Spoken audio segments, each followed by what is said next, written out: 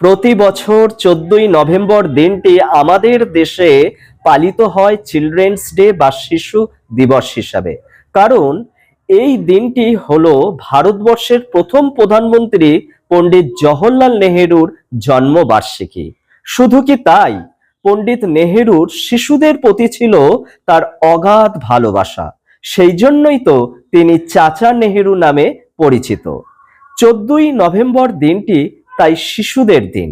এই দিনটিতে শিশুদের ভালোবাসা, যত্ন, আদর এবং উপহার দিয়ে ভরিয়ে দেওয়ার একটি দিন। চাচা নেহেরুর জন্মদিনে আমরা জেনে নেব তারই জীবনের কিছু উল্লেখযোগ্য ঘটনার কথা।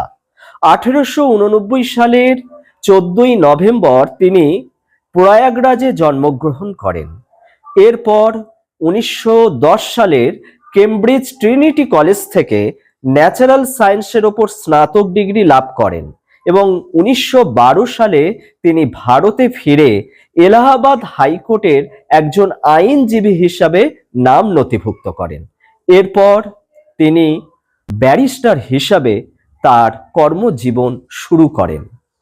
এরপর 1929 সালে তিনি কংগ্রেসের সভাপতি পদে আসীন হন। 1935 সালে তিনি যখন কারাগারে বন্দী ছিলেন, সেই সময় তিনি তার আত্মজীবনীটি লিখে ফেলেন।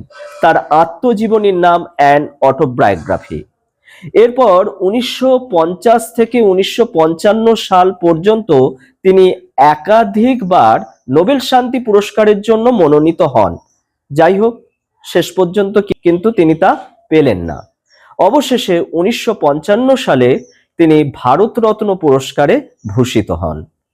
ডিসকভারি অফ ইন্ডিয়া বইটি জওহরলাল নেহেরুর লেখা একটি বিখ্যাত বই। আর আপনাদের উদ্দেশ্যে একটি ছোট্ট প্রশ্ন রাখি, তা হলো জওহরলাল নেহেরুর দ্বারা প্রকাশিত একটি সংবাদপত্রের নাম কি? অবশ্যই সেটি কমেন্ট করে জানাবেন।